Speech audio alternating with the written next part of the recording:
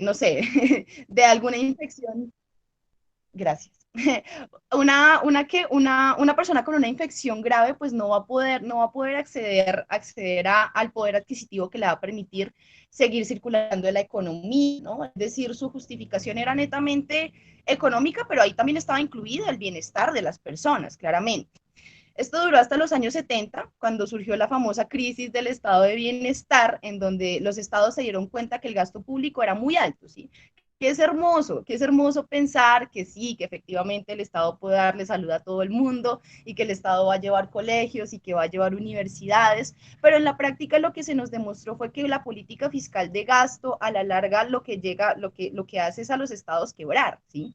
Aquí es donde se introduce la idea de sostenibilidad. ¿Sí? No solamente es importante garantizar la salud de las personas, ¿no? También hay que guardar plata, ¿sí? Tenemos que ver cómo hacemos para retornar y para hacer el Estado no tan pesado, porque sabemos lo que pasa cuando un Estado se pone muy pesado, ¿cierto? Pregúntenle a la Unión Soviética. La Unión Soviética, entre las cosas por las cuales se cayó, fue por el nivel de burocracia que manejaba, porque tenía que prestar muchos servicios, ¿cierto? Y encima tenía la Guerra Fría con Estados Unidos, ¿no? Entonces, para esa época llegó una señora que se llama Margaret Thatcher. Ella es una de las banderas de los modelos neoliberales que abogan por la reducción del tamaño del Estado, que dicen, hombre, el socialismo ya nos dimos cuenta que lo único que trae es miseria, ineficiencia, etcétera, etcétera, etcétera. Vean a la Unión Soviética como si eso fuera socialismo, pero bueno. Ah, entre mayor injerencia tenga el Estado en asuntos, ¿sí? Pues va a ser peor. La labor del Estado tiene que ser cuidar del mercado, que el mercado esté bien, ¿sí? En ese momento, en los años 70, fue que se concibió entonces que el sector privado, ¿sí? Los hospitales, las clínicas, las aseguradoras, que lo vamos a ver más adelante, el sector privado empezó a meterse en asuntos que eran netamente públicos. Y esos asuntos netamente públicos empezaron a convertirse en un negocio, claramente, ¿cierto? Una de las frases que ella decía es que no hay tal cosa como la sociedad, hay hombres, mujeres y familias. Es un pensamiento interesante, si les digo la verdad, personalmente a mí me parece una perversión de las tesis liberales, básicamente porque se justifica un poco como esta lógica de acumulación, cuando lo que decía Adam Smith es como que cuando los individuos procuran su bien, eventualmente ese bienestar individual va a crear un bienestar general, pero aquí es sencillamente no hay sociedad, ¿sí? Hay individuos, hay familias, cuando mucho grupos humanos, ¿no? Ustedes tendrán su posición al respecto. Esto vino acompañado también de la internacionalización de la economía, es decir, que los países empezaron a especializarse en asuntos de producción.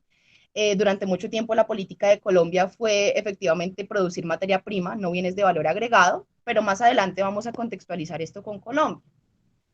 Ah, la segunda revolución de la salud suponía cuatro elementos, ¿sí? O suponía que el mercado era perfecto, ¿cierto? Porque eso suponen los neoliberales, que el mercado lo puede regular todo y que eventualmente toda la riqueza se va a redistribuir. Y suponía la existencia de lo que la teoría económica llama un mercado perfecto. Y ese mercado perfecto tiene cuatro características principales. La primera es que hay información perfecta, ¿sí?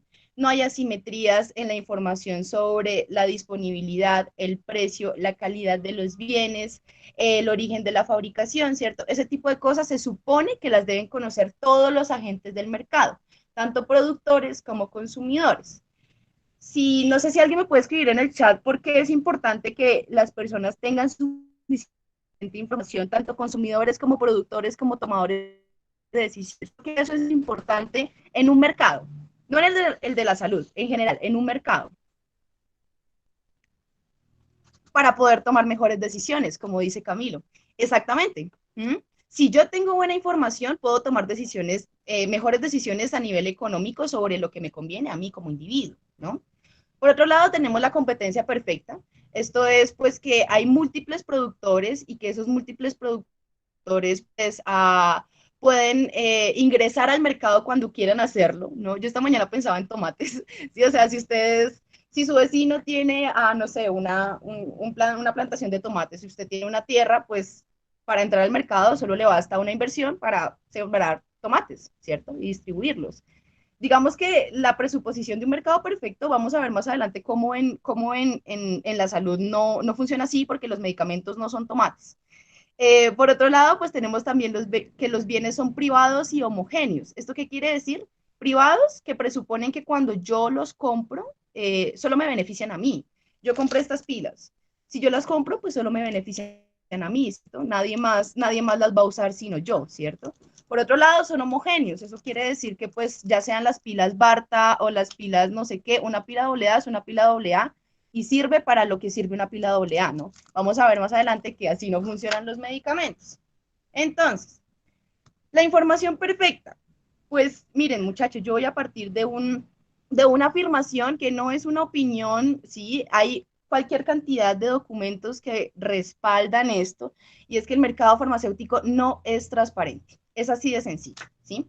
No solamente por la cantidad de secretos industriales que guardan las empresas, que digamos que es una figura que hace parte de la propiedad intelectual, yo sé que ustedes la conocen, que es una figura que dice, hombre, pues si yo tengo un secreto que me hace hacer mejor las cosas, tengo derecho a guardármelo. Y si yo hago todo lo posible para guardármelo, pues lo guardo, ¿cierto? No es solamente es claridad sobre qué tipo de inversión se hace, cuánto cuesta esa inversión, ¿sí? No se sabe cuánto cuesta, cuánto invierten las empresas farmacéuticas en investigación y desarrollo. No sabemos cuál es la inversión en los ensayos clínicos, que los vamos a ver más adelante, ¿cierto? Ese tipo de cosas no las sabemos, no tenemos ni idea, ¿cierto? Por eso es que vemos noticias como estas, como esta de acá arriba, que es del Tiempo, en donde se preguntan por qué Colombia tendrá que revelar los contratos de las vacunas. Esta fue una decisión de un juez del Tribunal Administrativo de Cundinamarca, del que nosotros tuvimos la fortuna de poder participar porque el tribunal nos consultó, le consultó al grupo plebio y nosotros lo que hicimos fue hacer un recuento de cuántos países habían revelado los contratos, porque Colombia no quiere revelar los contratos de adquisición de las vacunas con AstraZeneca ni con Pfizer. El ministerio se niega a hacerlo porque dicen que están cubiertos bajo secretos industriales, ¿sí? Y la pregunta es como, hombre, ellos están adquiriendo esas vacunas con plata pública y no podemos saber ni siquiera a qué precio la compraron, ¿sí? Este es el día en que está la decisión en el tribunal ya le ordenó al ministerio revelar los contratos con la censura que se pudiera, porque también digamos que los otros países lo han hecho así, han censurado las partes que conforman secreto industrial, pero el ministerio no quiere hacerlo. Por otro lado, también tenemos la noticia de más abajo, que es de Médicos Sin Fronteras, en donde se habla de un decreto que sacó Italia para obligar a las empresas farmacéuticas a revelar sus cifras de producción de tecnologías para la COVID-19. Entonces, formación perfecta no hay. Y esto ustedes, me gustaría saber, o sea, si ustedes como conocen, porque yo he hablado con personas de la industria y son como, no, sí, nosotros revelamos, y es como, bueno, pero ¿en dónde está esa información? ¿No? En fin, me gustaría como escucharlos en el debate. Por el otro lado, competencia perfecta, de eso ni hablemos. Tenemos dos cosas, ¿no? Tenemos un instrumento legítimo, que es el de la propiedad intelectual. Ustedes saben perfectamente que cuando una empresa produce una vacuna, esta vacuna, al ser novedosa, al cumplir ciertos requisitos, es cubierta por un derecho de patente, ¿cierto? El conocimiento en general, las nuevas tecnologías que se pueden aplicar generalmente están cubiertas por propiedad intelectual. ¿Por qué no ahondo aquí en propiedad intelectual? Porque les estoy explicando salud pública. O sea, tenemos que ver una clase de propiedad intelectual, pero eso podría ser después. Por ahora, tengan en cuenta que esta patente, este derecho de propiedad intelectual, lo que le otorga a la persona es un monopolio, ¿sí? Es decir, solamente ella, eh, esa empresa, puede fabricar o autorizar a alguien para fabricar esos medicamentos, esa nueva tecnología. ¿Cuál es la razón por la cual hoy en día cualquier empresa que pueda fabricar la vacuna no lo está haciendo como sería lo lógico? Hombre, estamos en una emergencia sanitaria, esta es la hora y no hemos podido volver a la universidad, pues lo lógico sería pues que todas las personas que pudieran producir estas vacunas pues lo hicieran, ¿no? Justamente el motivo por el cual no puede pasar es porque ellos no tienen la autorización de derechos de propiedad intelectual que sí tienen las empresas que desarrollaron las vacunas, como Pfizer, AstraZeneca, entre otras cosas, que desarrolló la vacuna con recursos públicos, pero de todas formas, pues digamos que este instrumento, ¿cierto? Que es la propiedad intelectual, que se usa en otros campos, así como en el campo de la salud, ha sido una barrera para el acceso a las vacunas, ¿cierto? Ustedes ven esa noticia abajo de DW, en donde básicamente se habla del el conocido waiver a los derechos de propiedad intelectual, el waiver a ADPIC, que es básicamente una solicitud que hicieron los países del sur global, últimamente apoyados por Europa, apoyados por un montón de expresidentes y premios Nobel que dijeron, hombre, si usted quiere que esta pandemia se acabe rápido, libere esa tecnología, libere las patentes, dígale a todo el mundo cómo se puede fabricar, ¿no? La pelea de las farmacéuticas es que no, que cómo lo van a liberar si eso fue su inversión, ¿cierto? Más adelante vamos a hablar un poco de eso. Por otro lado, listo, ese es el instrumento legítimo, pero las farmacéuticas tienen denuncias y tienen denuncias gravísimas. Gilead está acusada de no solamente de desarrollo de armas biológicas en alianza con el Pentágono, sino de bombardear farmacéuticas en Sudán, bombardear, convencer al Pentágono de bombardear farmacéuticas en Sudán, acusándolas de bioterrorismo y de conexiones con Al Qaeda, ¿sí? También, al mismo tiempo, una de las empresas que más abogó porque aquí no hubiera un control de precios sobre un medicamento para la leucemia mieloide fue a Bayer y Bayer se reunió con personas del gobierno de Estados Unidos y el gobierno de Estados Unidos, creo que fue Joe Biden, si no estoy mal, por ahí, vía José, él me corregirá, creo que fue Joe Biden, o bueno, Estados Unidos en general, envió una carta a Colombia diciendo, veo cómo fue eso de la regulación de precios, ustedes están incumpliendo el TLC entre Colombia y Estados Unidos, etcétera, ¿no? Pregúntense si eso es competencia perfecta, ¿sí? O sea, la industria farmacéutica tiene asuntos tanto legítimos como ilegítimos, y no solo la industria farmacéutica, en general el mercado de la salud tiene asuntos tanto legítimos como ilegítimos que hacen que no haya competencia perfecta. Por otro lado, mercado completo, de eso no hablemos, muchachos. Hay que partir de una cosa, y es que a diferencia de las pilas, a diferencia del celular, a diferencia del carro, si yo no me compro el nuevo iPhone, si yo no me compro el último carro, el carro último modelo, pues no me lo compro, ¿sí? O sea, no me voy a morir. Me puedo comprar otro más barato. No me puedo, en lugar de comprarme un iPhone, me puedo comprar un Samsung, ¿cierto? Pero es que con los medicamentos no pasa eso, ¿sí? Porque es que si tú no puedes comprar la insulina, si tú no puedes comprar el antirretroviral, tú no dices no lo compro, ¿sí? Tú vendes todo, tú empeñas tu casa, tú te endeudas, ¿sí? Haces lo que sea, porque es que sin eso tú no vives. Es así de simple. Y la gente en los sitios en los que, aquí en Colombia también, pero en sitios en los que el sistema de salud es mucho menos garantista, se muere endeudada por no poder acceder, por ejemplo, a las insulinas. Esa es la primera noticia que les pongo. Otro ejemplo de cómo este no es un mercado completo son las enfermedades infecciosas desatendidas. DNDi, que es una iniciativa. Bueno, hablemos de las enfermedades infecciosas desatendidas. Las enfermedades infecciosas desatendidas son enfermedades que se dan en contextos de personas que no tienen acceso a servicios sanitarios básicos, que son prevenibles y que por también condiciones geográficas, por distintas condiciones, hay proliferación de enfermedades como el Chagas, el dengue, la leishmaniasis, la oncocercosis, etcétera, ¿cierto? Son enfermedades que le dan por definición a personas pobres, ¿sí? ¿Cuál es el problema con esto? Pues que a las farmacéuticas no les interesa. DNDi, que es la iniciativa que busca desarrollar soluciones para las enfermedades desatendidas en todo el mundo, dicen que los medicamentos existentes tienen serios inconvenientes en términos de seguridad, resistencia, estabilidad y costo, con baja tolerabilidad, larga duración, difíciles de administrar. Hay una erosión en el panorama de investigación de los medicamentos, y esa erosión existe porque la gente que padece estas enfermedades son personas pobres, que no pueden pagarlos. Y a la industria no le interesa eso, al mercado no le interesa eso, ¿sí? Y claro, eso es una falla del mercado, obviamente, sí, evidentemente nadie va a actuar, no todos somos hermanitas de la caridad, la gente actúa porque hay una retribución, ¿no? El asunto es que esto es algo que el mercado no soluciona y que mucha gente se muere por culpa de eso. Por último, de bienes privados y homogéneos ni hablemos, ¿sí? O sea, primero, los bienes no son homogéneos, ¿sí? Obviamente, yo puedo decir que del acetaminofén hay el acetaminofén es un genérico, ¿no? Entonces, que si yo no puedo comprar la aspirina, pues puedo comprar acetaminofén, ¿cierto? Pero es que el acetaminofén no es lo mismo que una vacuna.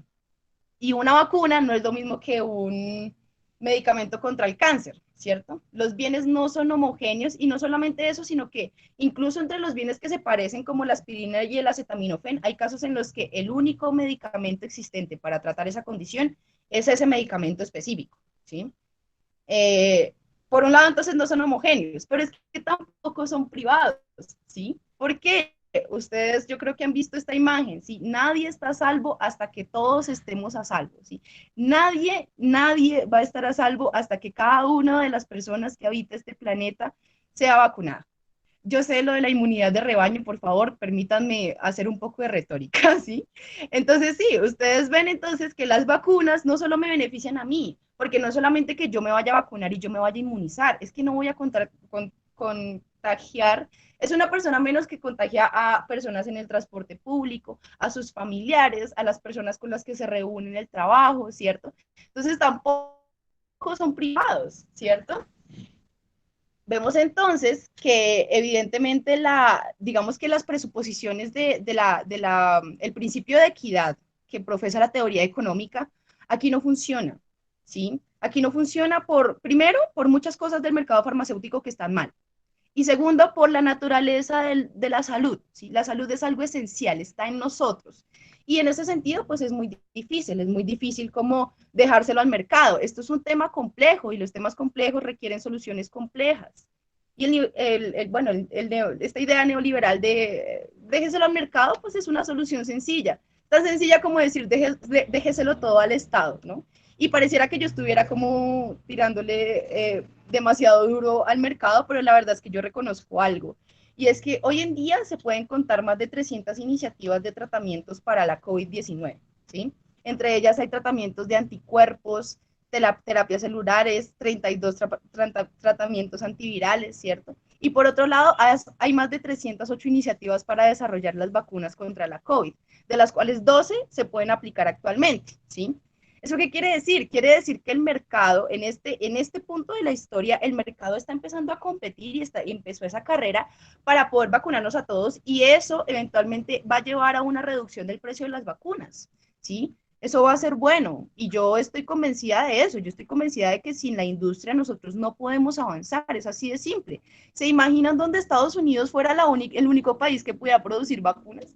O donde fuera Europa, o sea, estaríamos muy mal, ¿sí? Eso es algo que hay que reconocer. Entonces, muchachos, la solución no es compleja, mm, la salud tampoco lo es, ¿cierto? Y se requieren soluciones un poco más sutiles, ¿sí? Un poco, y mucho más sofisticadas que solo decir que lo haga el Estado o que lo haga el mercado, ¿cierto?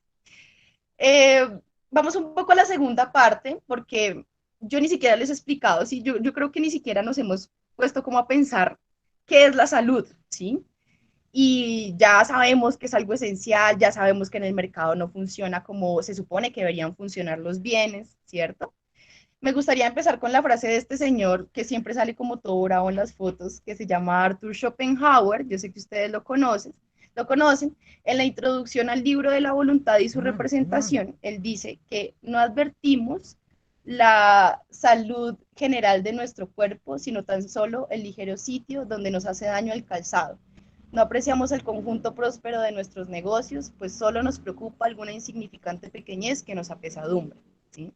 Nosotros reconocemos la existencia de la salud cuando carecemos de ella, porque la mayoría del tiempo, a muchos de nosotros, pues gozamos de buena salud, ¿cierto? Mm, por otro lado, también es importante reconocer que no todas las personas que se sienten enfermas tienen el poder adquisitivo para costear los bienes que les hacen recuperar esa salud, ¿cierto?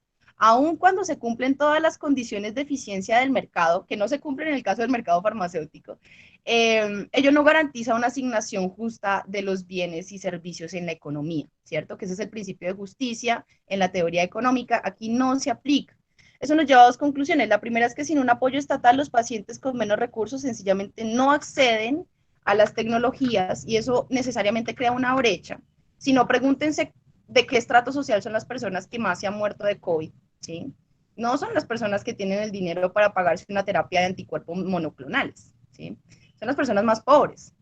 Por otro lado, recordemos nuevamente que la demanda de medicamentos no es flexible, es decir, que si yo no puedo comprar ese medicamento, voy a hacer lo que sea para poder hacerlo, porque, porque si no me muero, ¿no? ¿Y cuál es la consecuencia de eso? Pues que eso los productores lo saben y los individuos lo saben y eso lleva a que tomen ciertas decisiones en el mercado. Me gustaría hablarles un poco de este señor. Me gustaría que alguien por favor me dijera si conoce a Héctor Abad Gómez.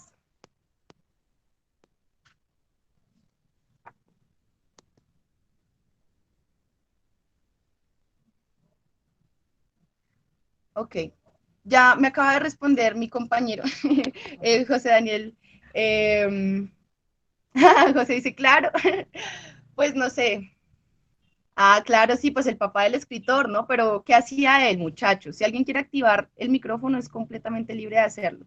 Ya José Daniel me respondió, me dijo que Biden lo hizo con lo de los biosimilares, que eso es otro asunto, si quieren lo vemos más adelante. A ver. Bueno, pues yo tengo entendido que el papá, o sea, él era el papá de Abad Faciolince y pues él era médico, ¿no? Pues él siendo médico como que impulsó ciertas políticas que contribuyeron al ejercicio de la medicina acá en Colombia, entre ellas pues como el poder hacer las residencias, eso es como lo que tengo entendido de él.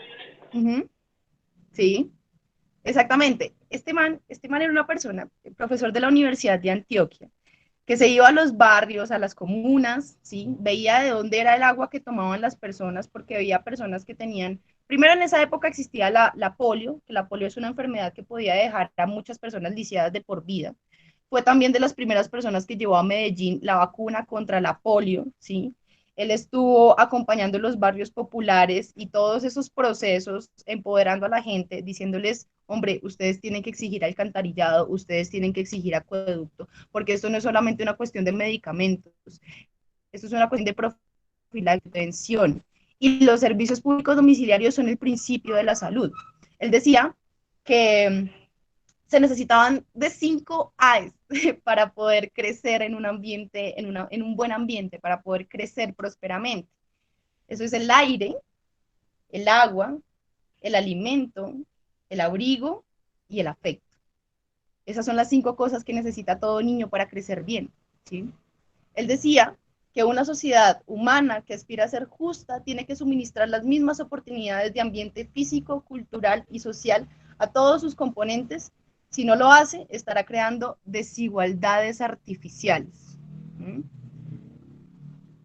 Yo no sé hasta qué punto, pues, no sé, se pueda conseguir la salud pública sin un mercado regulado, ¿no? Y me gustaría que mantuvieran esa reflexión ahí porque quiero escucharlos. Por otro lado, pues tenemos que la OMS define la salud como un estado completo de bienestar físico, mental y social, en donde no solamente haya ausencia de afecciones y enfermedades, sino que se sienta el bienestar, ¿no? Muy bien, por otro lado, en contraposición tenemos la enfermedad. La enfermedad es la alteración o desviación del estado fisiológico de varias partes del cuerpo, en donde pues tienen unas causas generales más o menos conocidas, con síntomas y signos característicos más o menos previsibles, ¿no? Los estudiosos de la ciencia de la política en salud, las primeras teorías, ¿no? Este modelo está sobresimplificado, pero creo que me parece que es un buen sitio para empezar. Dicen que hay 4 factores que influyen en la salud, ¿no? Los estilos de vida y las condiciones de salud, la biología humana, el medio ambiente y el acceso a los servicios de asistencia sanitaria. Obviamente, tú puedes tener acceso a lo que quieras, pero pues si tú saliste con genes así como ellos, tipo, no sé, el BRCA1 que te hace propenso al cáncer de seno, pues eso va a ser un riesgo, un factor determinante en la salud, ¿no? Por otro lado, pues si tú puedes estar muy sano, pero si respiras el aire de SOH todos los días, pues seguramente también eso va a tener una afectación en tus pulmones y en tu salud. Sin embargo, lo curioso es que a pesar de que el peso más grande de la carga de la enfermedad, mejor dicho, los factores que más influyen en que las personas se enfermen en el mundo, el más alto es el estilo de vida, ¿sí? No hacer ejercicio, comprar como demasiada comida chatarra, tomar mucho azúcar, ese tipo de cosas hoy en día son de las cosas que encabezan las listas de enfermedades que más matan personas en el mundo, ¿sí? Estamos hablando de que las tres enfermedades son las afecciones del miocardio, eh, los accidentes cerebrovasculares y afecciones del pulmón. EPOC, el EPOC, ¿sí? Todas ellas o por consumo de grasas o por fumar o por estar, digamos, en un ambiente como paila, ¿no? Y esto del estilo de vida es el 43%, sin embargo, por lo menos estas son cifras de, de Canadá, ¿no? Entonces, acá ustedes ven que la carga de la enfermedad es del 43%, pero el porcentaje de dinero que se destina a contrarrestar esos determinantes es del 1.2%. ¿A dónde dirigimos la mayoría del dinero? Pues a la atención en salud, que representa apenas el 11% de la carga de la enfermedad y el 90.6% del gasto público, ¿no? Uno puede decir, de pronto esa es una mala decisión en materia de salud pública, no necesariamente, porque, no, sí, o sea, sí, sí, deberíamos ponerle más atención como a lo preventivo, pero no necesariamente porque es que recuperar la salud no es tan fácil como mantenerla, ¿cierto? Recuperar la salud es más costoso. Um, por otro lado, entonces podemos hablar de tres tipos de estrategias reparadoras, ¿no? Y aquí empiezo como a delimitar y ustedes empiezan a notar los límites de la explicación, porque pues yo tampoco les puedo dar un semestre de salud pública en 2 horas. Primero, no estoy preparada y segundo, son 2 horas, muchachos. Entonces tenemos tres estrategias reparadoras. La primera es la promoción en la salud, que es básicamente el proceso que permite a las personas incrementar su control sobre su salud. ¿Eso qué quiere decir? Pues quiere decir que son las campañas de hacer ejercicio, las campañas de comer bien, sí, todo lo que tiene que ver como con estilo de vida y hábitos, esas son las estrategias de promoción en salud. Las otras son las estrategias de prevención de la enfermedad, ¿sí? La prevención de la enfermedad definitivamente son acciones destinadas a erradicar, eliminar o minimizar el impacto de una enfermedad en una población. Por ejemplo, las vacunas son un ejemplo perfecto, ¿sí? Eso es prevención de la enfermedad. Ir a donde las poblaciones más alejadas y hacer quimioterapia con ivermectina para eliminar los rastros de los animales perdón, sí, los bichos que provocan enfermedades desatendidas como la leishmaniasis es una estrategia de prevención, ¿sí? Se pueden usar medicamentos, pero no son personas que están necesariamente enfermas o son personas a las que no se les ha manifestado esa enfermedad. Por el otro lado, las estrategias de atención ya es el conjunto de procesos que lo que hacen o lo que buscan es restablecer la salud, ¿sí? Cuando la persona ya se enfermó, ¿cierto? En esta explicación nos vamos a centrar en las estrategias de prevención de la enfermedad. Ahí es donde ustedes van a encontrar las vacunas. Miren, acá hay una propaganda de los 50 que dice como que cuando uno utiliza pañuelo, salva como a 9 niños. Y porque las tosidos y estornudos esparcen enfermedades. Entonces sí, usen el codo, muchachos. Por otro lado, pues entonces vamos a profundizar un poquito más porque la prevención es importante. De hecho, Héctor Abad Gómez decía que la epidemiología ha salvado más vidas que todas las terapéuticas, ¿cierto? Y específicamente, digamos que en la cadena de atención en salud estamos en el tercer escalón, ¿no? El primero, como dijimos, es promoción, estilo de vida. El segundo es prevención primaria. Ay, no me equivoqué, perdón. Estamos en prevención primaria, es el segundo escalón. Sí, prevención primaria son vacunas, etcétera, ¿no? Asistencia primaria son ya los primeros cuidados que se dan o la primera atención del paciente respecto del médico, ¿cierto? La prevención secundaria ya es cuando a ti te dio la enfermedad y lo que tú haces es mitigar los efectos de aquella enfermedad, ¿cierto? Eso es prevención secundaria. Que si te dio cáncer, pues que no avance con una quimioterapia, etcétera. Y ya la quinta son cuidados de complejidad y paliativos, que son personas pues que ya tienen una enfermedad en estado avanzado, lo único que se puede hacer por ellas es paliar su enfermedad, hacerla menos fea, menos indigna y con menos sufrimiento. En Colombia hay un proyecto de ley que ya pasó la comisión primera de debate ante el Congreso. Es un proyecto de ley, se llama el proyecto de ley 372 de 2020. Con el Centro de Pensamiento también le hicimos comentarios a ese proyecto de ley, en donde se habla bienes públicos tecnológicos sanitarios esenciales, ¿sí? Es decir, ese proyecto de ley, que ya más adelante lo vamos a ver, busca contemplar un montón de tecnologías sanitarias que constituyen como lo que me gustaría llamar la solución a esos problemas de prevención o a esos determinantes de salud que se dan en el marco de la prevención, ¿no? En este caso, pues entonces ustedes todo lo que se puede imaginar que trate enfermos entra ahí, ¿no? Entonces, medicamentos de síntesis química, ingredientes farmacéuticos, alimentos, con propósitos médicos especiales, reactivos para el diagnóstico, incluso los insumos para la fabricación, las materias primas, etcétera, ¿cierto? Um, Hablando ya un poco de Colombia, lo que vamos a ver es que Colombia tiene una historia muy interesante porque se traslapa un poco con lo que les estaba contando de la primera y la segunda revolución de la salud. Colombia en el año 46, cuando estaban en auge las políticas del Estado de Bienestar, funda el Instituto de Seguridad Social, se fundan otras instituciones de salud pública, que como les he comentado en clases anteriores, en realidad no son institutos que garanticen el acceso ni que puedan garantizar la cobertura.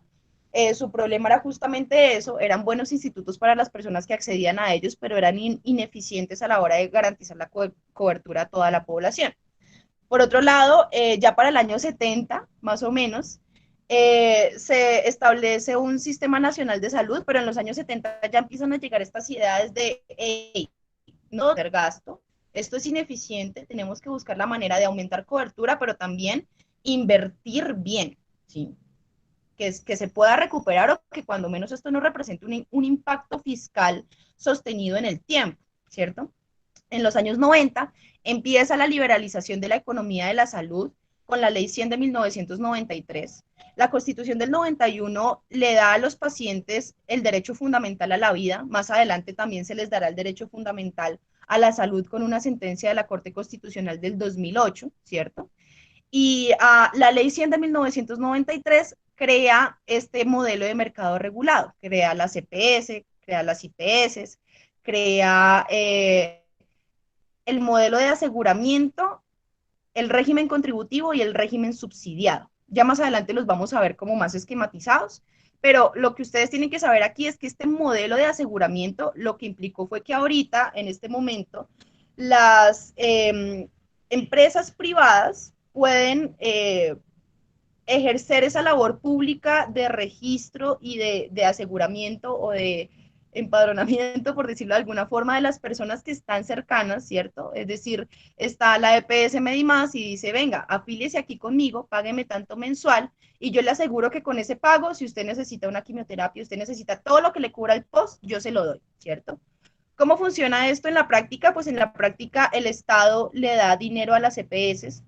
Ese dinero se calcula a partir de una figura que se llama la UPC, la unidad de pago por capitación, en donde por cada cabeza de personas, ¿sí? O sea, por cada persona el Estado le dice a la EPS, señora EPS, yo le voy a dar 800.000 pesos, más o menos por eso está la UPC, le voy a dar 800.000 pesos por Luisa Mendieta, que es una mujer joven, que no tiene comorbilidades, tiene un estilo de vida relativamente saludable, y lo único que yo esperaría es que ella, no sé, vaya al dentista. ¿Eso qué quiere decir? Quiere decir que lo que a mí me cuesta ir al dentista de pronto son 200.000 pesos. Esos 600.000 pesos, la confianza de la aseguradora es que esos 600.000 pesos le sirvan para tratar a una persona que tiene leucemia y que tiene un tratamiento de 1.600.000 pesos, ¿sí?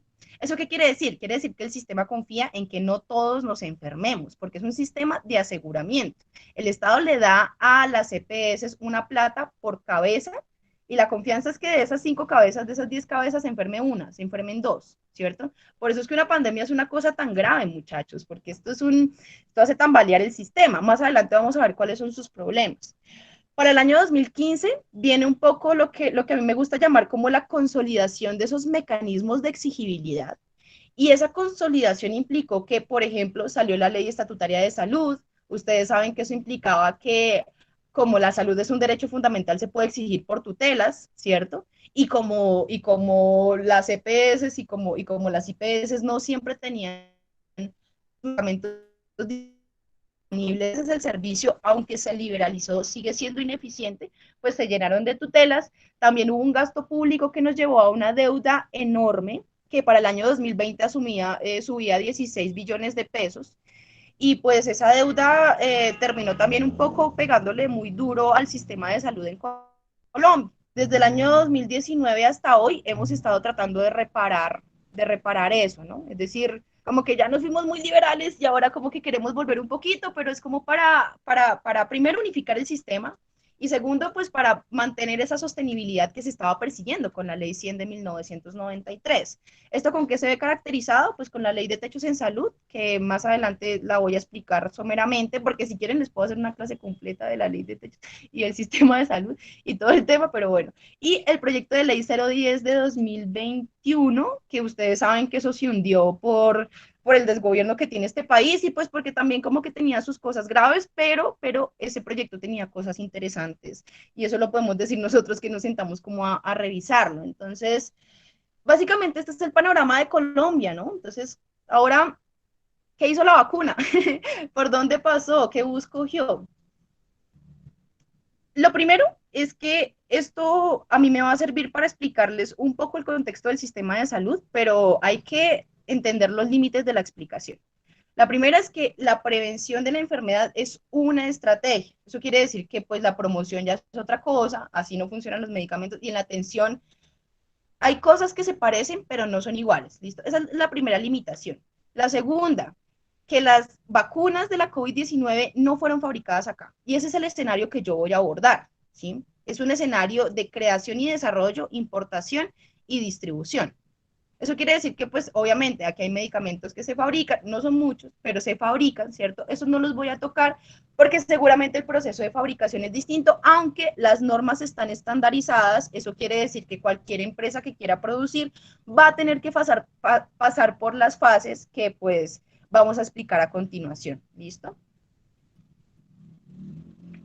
Me gustaría saber en este momento si alguno de ustedes tiene dudas, comentarios, si está bien, si está todo claro hasta ahora.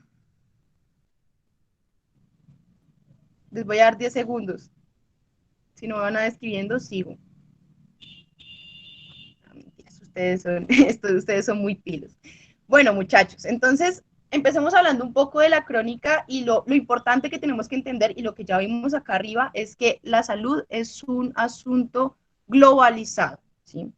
Que desde los años 70 hemos venido pasando por una internacionalización de la economía, que pues este meme lo define re bien, ¿no? Es como así un mancito comiéndose una sopa de murciélago, crisis mundial, es eso, ¿sí? Es como lo que puede infectar a alguien al otro en la antípoda del mundo puede llegar a afectarnos acá, que es justamente lo que está sucediendo, ¿no? En ese sentido, pues la primera fase es listo, se descubrió la enfermedad, ¿cierto? ¿Qué hacemos? ¿Cómo era que le llamaban en los papers al principio?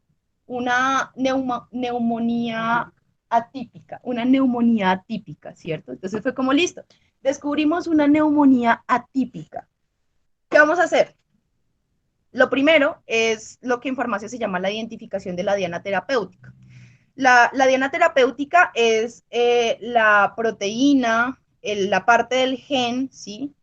La célula específica que tiene un accionar directo dentro del proceso de la enfermedad.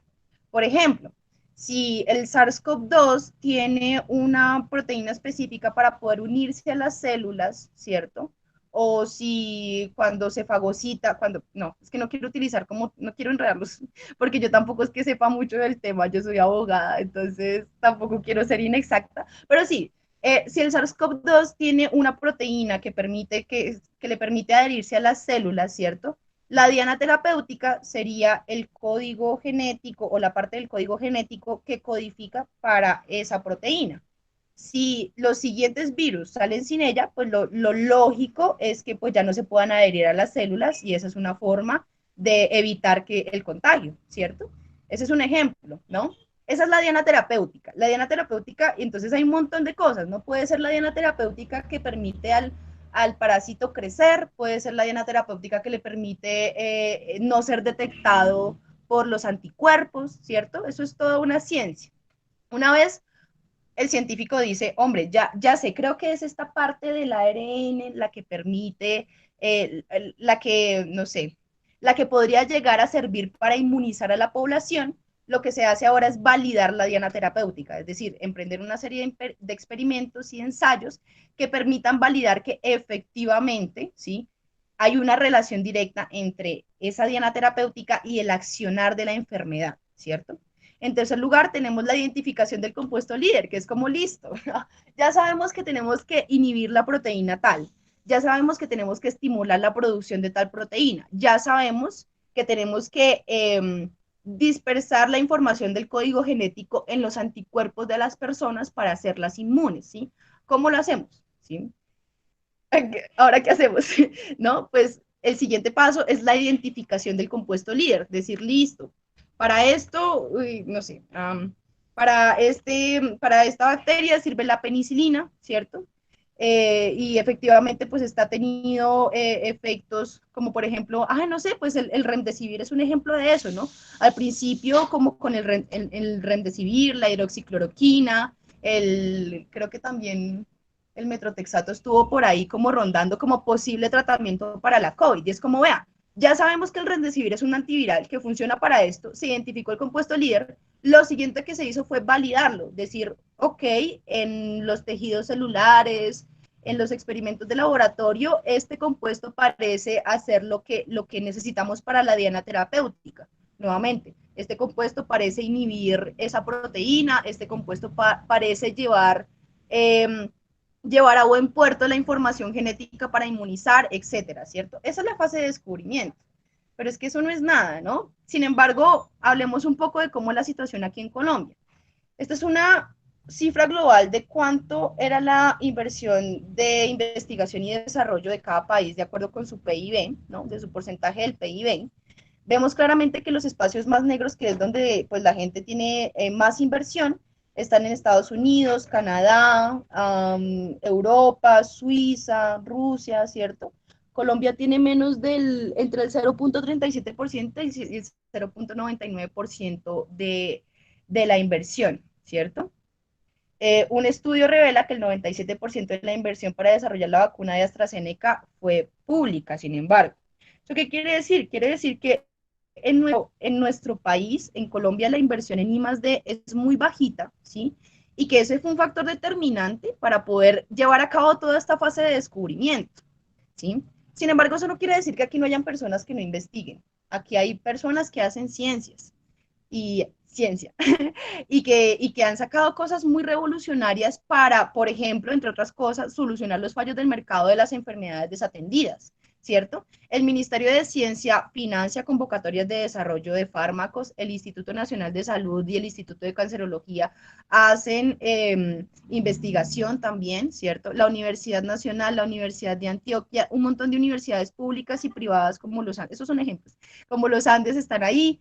Hay también una que otra farmacéutica y hay también una que otra empresa que fabrica cosas, ¿cierto? Y que en su proceso de fabricación pues requiere la investigación, ¿sí?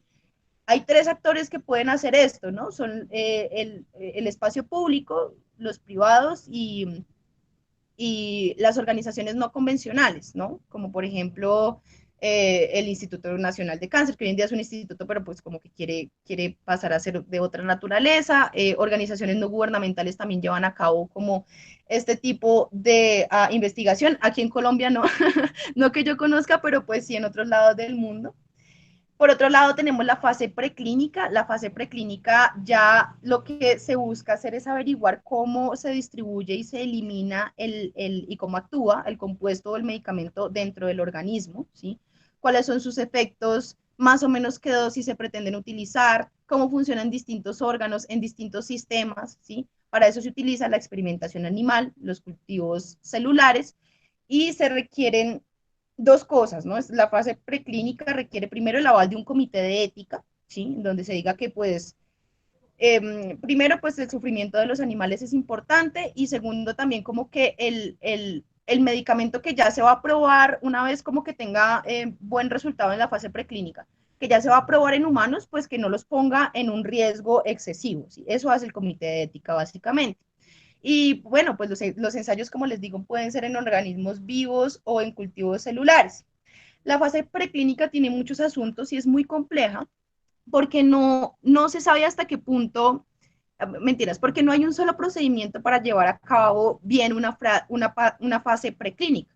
Sin embargo, esto es muy importante porque los resultados del estudio sobre farmacología y toxicología son lo que se va a presentar ante la agencia reguladora para que la agencia reguladora autorice el uso de ese compuesto en seres humanos, ¿sí? ¿Eso qué quiere decir? Quiere decir que las pruebas para el desarrollo de un fármaco difieren de varios factores. Por ejemplo, el tipo del medicamento. Y ahí yo les pongo un ejemplo. No es lo mismo un medicamento de síntesis química como la clásica aspirina que un medicamento biológico. ¿Mm? Un medicamento biológico es mucho más complejo porque no son solo unos cuantos elementos, sino que son proteínas plegadas de formas muy específicas que actúan muy específicamente. ¿Sí? ¿Eso qué quiere decir? Pues que el trámite de un medicamento de síntesis química no es lo mismo que el de un biológico, así como el de un nutracéutico o de otra cosa, pues que sea como para la salud, pero que no sea necesariamente un medicamento, pues no va a ser el mismo trámite del de un medicamento, ¿cierto? También depende del tipo de pacientes, ¿sí? Evidentemente, un estudio, un ensayo clínico no se puede hacer si es una enfermedad, no es que no se pueda hacer, es más difícil de hacer si la enfermedad es ultra huérfana, que solo la padecen unas cuantas personas en el mundo, ¿cierto? Así es un poco más sencillo como el COVID o como cáncer, ¿cierto? El tipo de enfermedad también y la distribución geográfica también, porque las reglas de entrada del medicamento varían dependiendo de cada país, es territorial, ¿no? Si nosotros vamos a ver, y con esto aprovecho para contarles de la iniciativa de Dime Decisiones Informadas, esta iniciativa es muy interesante, es un bien público global que dirige el Centro de Pensamiento en Medicamentos, Información y Poder, en donde ustedes pueden encontrar información de varios países de Latinoamérica sobre el estado de avance de las vacunas, sobre soberanía farmacéutica o seguridad farmacéutica, sobre un montón de cosas. Entonces, les recomiendo como que le echen una pasadita, ustedes buscan en Google Dime Decisiones Informadas y ahí les aparece. El asunto es que, bueno, en esta infografía que ellos sacaron en abril de 2021, básicamente no las puedo poner todas porque son como resto, pero básicamente lo que se muestra es que la mayoría usa tecnologías de ADN, adenovirus atenuados, etcétera, ¿sí? Es decir, son biotecnológicos.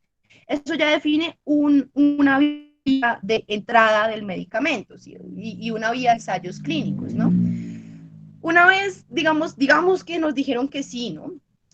Una aclaración, esto no siempre pasa aquí en Colombia, ¿no? Si el medicamento fue hecho en Europa, seguramente los ensayos sean hechos allá en Europa, en otros países, ¿no? Creo que aquí hay como uno o dos permisos de autorización para hacer ensayos clínicos, pero no hay mucho más, o tres. De hecho, conozco a alguien que está a dos personas que están como en uno, ¿no? Entonces, como que aquí sí llegó el tema de los ensayos clínicos, pero este procedimiento que les estoy describiendo está sucediendo en el norte global principalmente.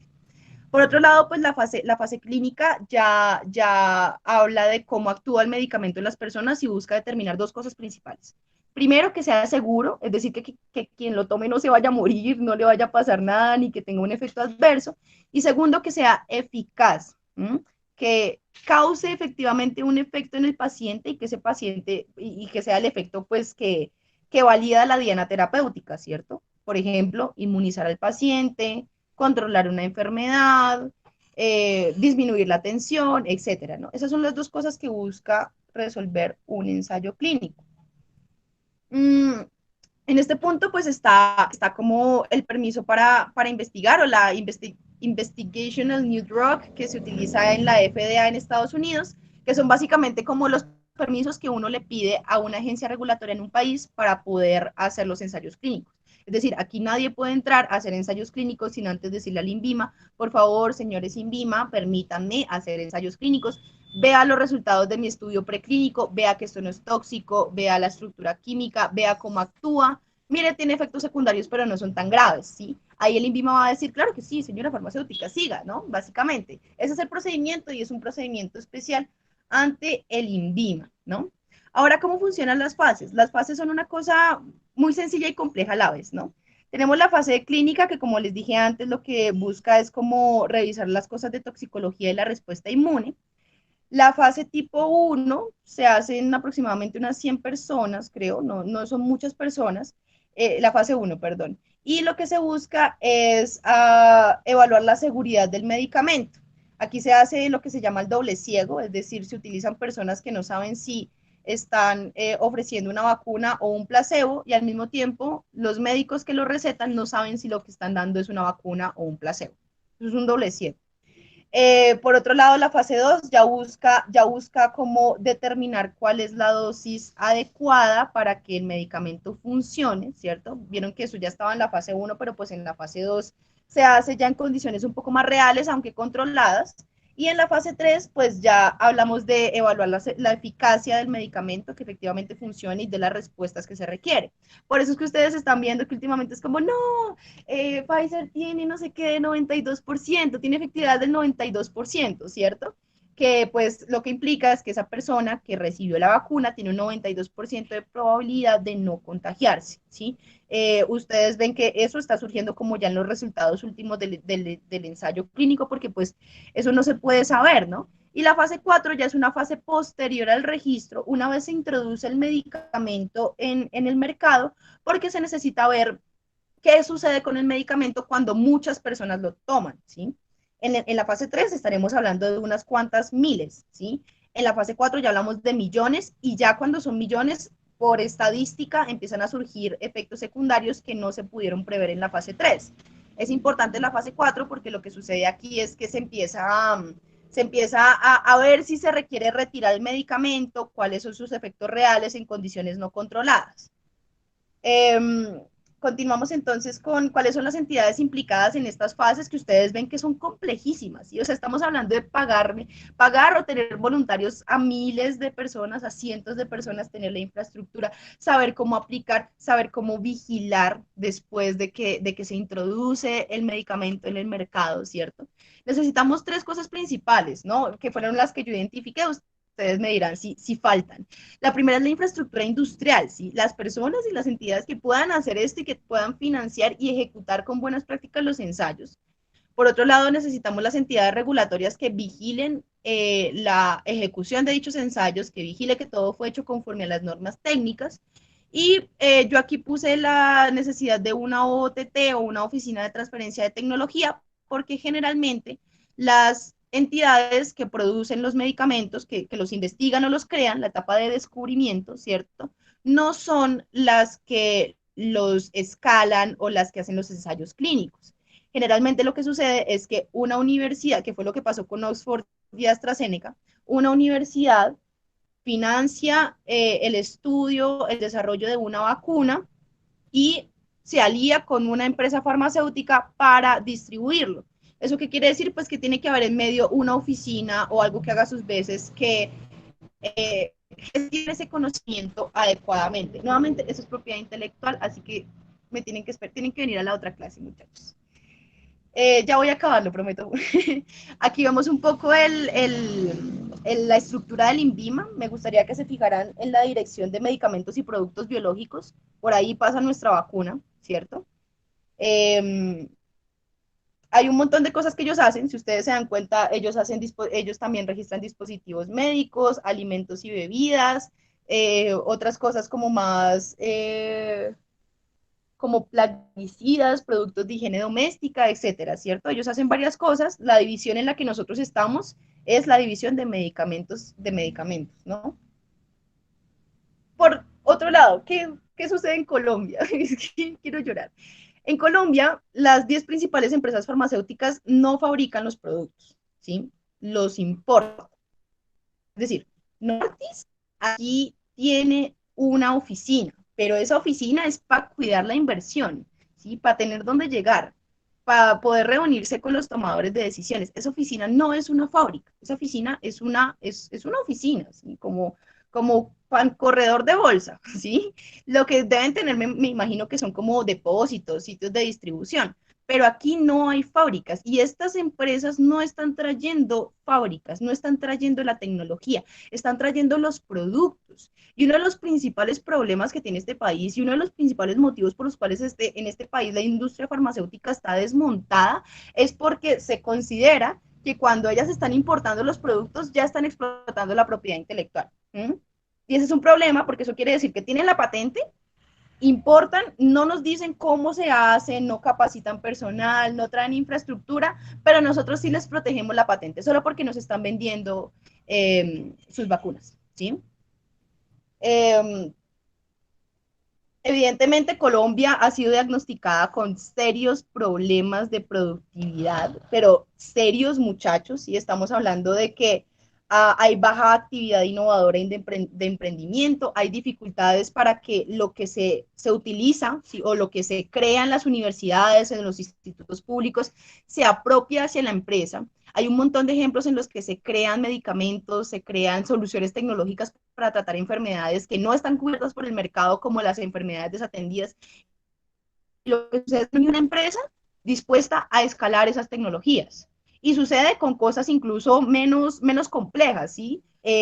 Innovaciones que de verdad surgen, que son financiadas con recursos públicos, que podrían llegar a tener un buen uso en la sociedad, que sencillamente se quedan en los repositorios institucionales. La universidad paga la patente con mucho gusto, sí, se gasta como un montón de plata durante 20 años y no sucede nada con esas patentes. Y esto hace parte de un pantallazo que yo tomé de uno de los COMPES, que son los documentos de recomendación que hace el Departamento Nacional de Planeación ante el Estado. ¿Sí? Esto no me lo estoy inventando, no estoy diciendo que aquí no hay industria, es que no la hay, no la hay, ¿no? Y eso en parte ha sido problema de las cosas que nosotros hemos firmado internacionalmente y de la gestión que hemos tenido también internamente, ¿no? Ustedes aquí pueden ver, ¿no? Un débil entorno para promover inserción de bienes y servicios nacionales, hay poco uso del conocimiento, etcétera, ¿no? El resto del mundo, ¿qué hace el resto del mundo?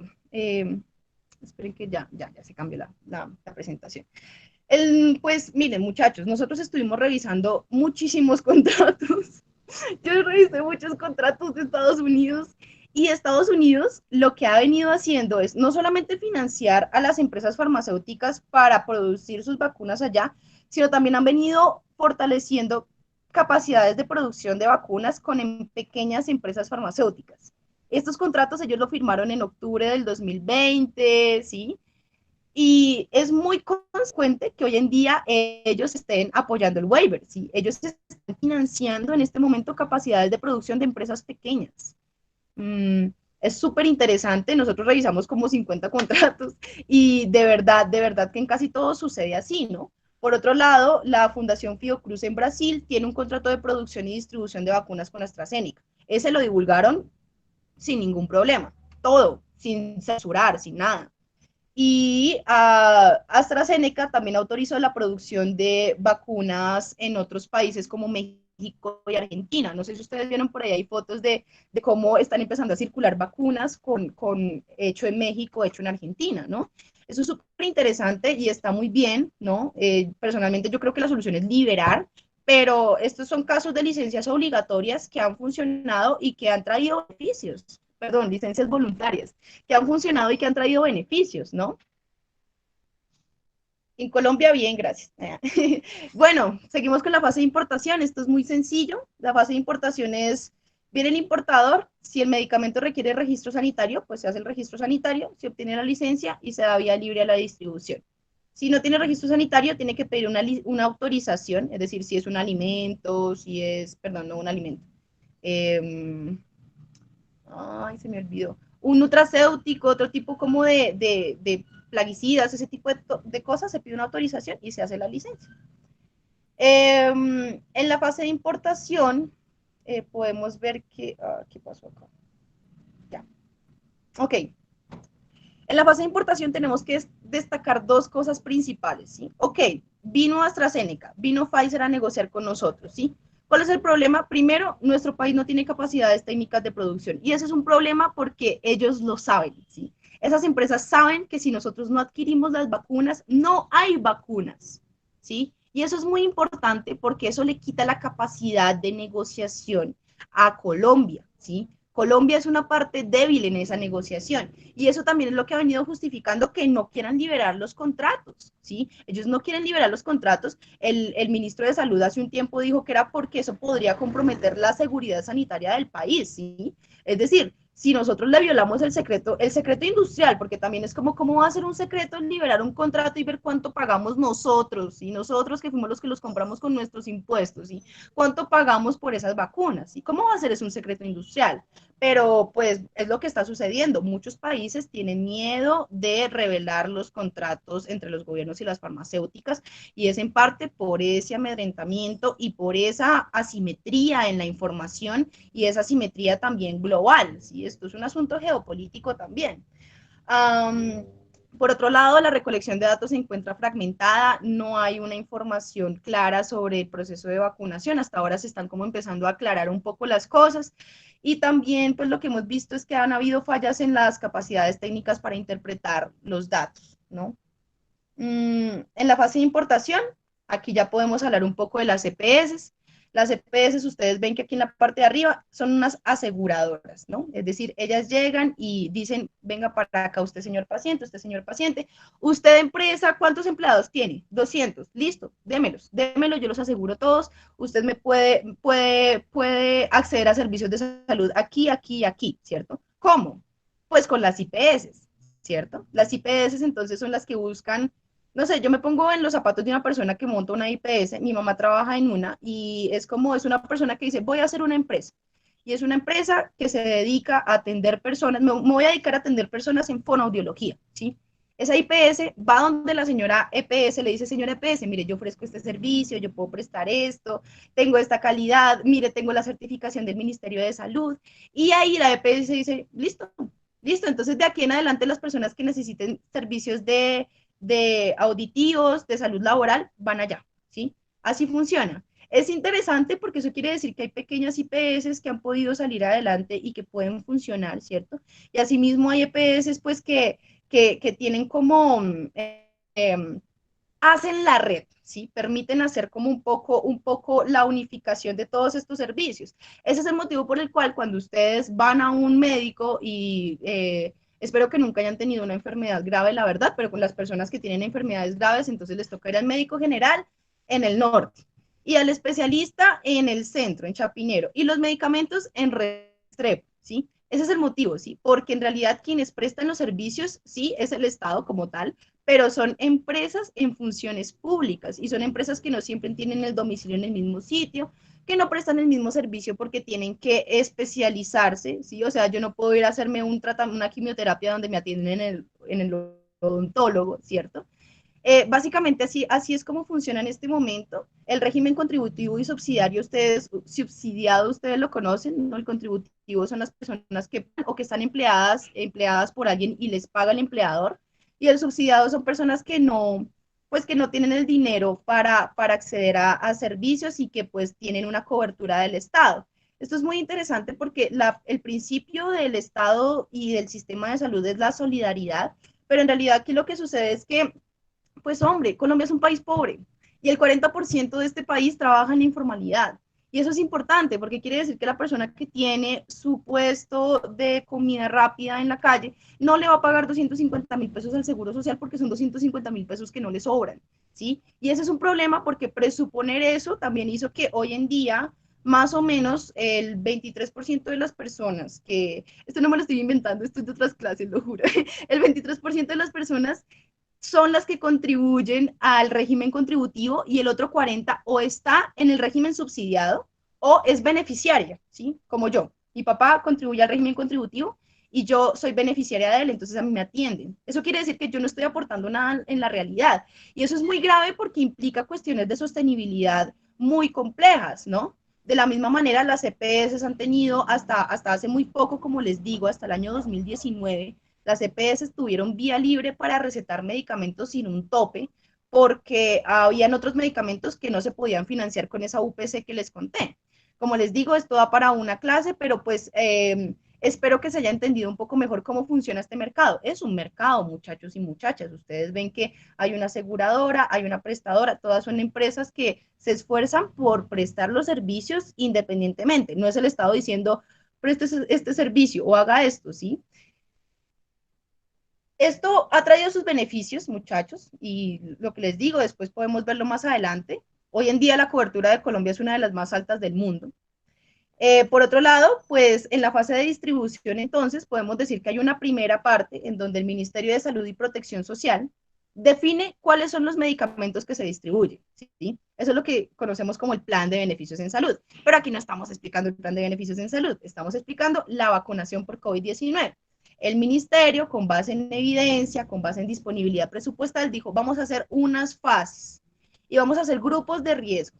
Y las personas que estén en estas fases, pues son las personas que pueden vacunar las CPS y las IPS. Esta información fue a las CPS, que se conocen como EAPB, entidades prestadoras de, ¿cómo se llama eso? Arriba estaba, muchachos. Aquí está, entidades administradoras de planes de beneficio. Esas son las EPS en realidad, solo que pues hay otro tipo de entidades que prestan este servicio de EPS. Entonces digamos que EAPB es como el género y la EPS es la especie. ¿Sí? Es un tipo de EAPB, pero no son las únicas. Ahora bien, pues lo que sucede es lo siguiente, ¿no? El Ministerio de Salud prioriza a la población, ¿sí? Se hacen las etapas.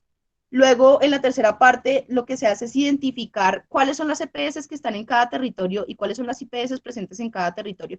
Y esto es muy importante porque nosotros no tenemos un sistema unificado. Hay un PDF que dice como, usted puede encontrar una IPS acá, sí, pero no hay un sistema unificado, dinámico, sí, eso no existe. Por otro lado, pues la EAPB y la entidad territorial, porque muchas veces son los departamentos, hay entidades territoriales en donde no hay EPS, ¿sí? O hay una, como en el caso del Amazonas, ¿sí? Se ponen de acuerdo y dicen, hombre, ¿usted cuántas IPS tiene? Tengo esta y esta. Y en esta IPS, ¿quién está? Está Sutanita que tiene 80 años, está Pepito que tiene 75. Entonces ahí dicen, listo, listo. Llaman a la IPS, le dicen, señora IPS, usted tiene a Sutanito, a Pepito, ¿cuándo los va a vacunar? ¿Cómo va a hacer? Entonces la IPS hace lo que ustedes han visto, que los llaman y les dicen, ¿no? Como señora, su merced está afiliada acá, llamamos de Medimás, llamamos de Famisanar, usted ha sido priorizada, la esperamos tal día, tal hora. O también hacen la otra, que es la de como abrimos hasta agotar existencias y vacunamos a quien se pueda. Te ponen la vacuna, ¿cómo es su nombre? Sutanito. Listo, el señor Sutanito ya se vino a vacunar la primera dosis, ¿cierto? Las IPS tienen un registro de eso, envían eso a la entidad aseguradora, es decir, a la EPS, y la EPS registra la vacunación en mi vacuna, ¿sí? Y lo último que queda es que pues la personita reciba su vacuna. Básicamente así funciona. Quiero escuchar sus opiniones, me gustaría saber qué piensan, porque a mí me parece que es un modelo en el que hay bastante intervención, pero no se me ocurre otra forma de hacer más eficiente el proceso, porque Colombia es un territorio muy vasto. Es muy vasto, está lleno, sí, y muchachos, o sea, lo que el médico fue a vacunar a la persona en la vereda se encontró con disidencias y se encontró con paramilitares, entonces es mucho más complejo que este diagrama de flujo, pero pues este es un buen contexto, ¿no? A partir de esto podemos hablar entonces de lo que nos compete a nosotros, que es la soberanía farmacéutica. En realidad este término no es tan adecuado porque la soberanía farmacéutica podría decirse, no sé, hombre, viene de la soberanía alimentaria, ¿cierto? Que es como, hombre, pues ya no importemos papas de Holanda, ¿sí? Esta es la tierra de la papa, ¿sí? Pero en realidad los medicamentos son un poco más complejos porque los medicamentos no son papas y no son tomates. Son bienes de alto valor agregado que necesitan de cooperación internacional. Nosotros aquí no podemos producir todos los medicamentos para todas las personas. Lo que podemos hacer es fortalecer nuestra capacidad negocial para tener 4 cosas principales, ¿sí? Primero, independencia científica y tecnológica. Es decir, que en caso de que haya una pandemia mundial y necesitemos buscar soluciones para ella, tengamos el talento humano, la infraestructura, la capacidad institucional para hacerlo, ¿sí? Para investigar. Segundo, suficiencia de la producción y la oferta farmacéutica.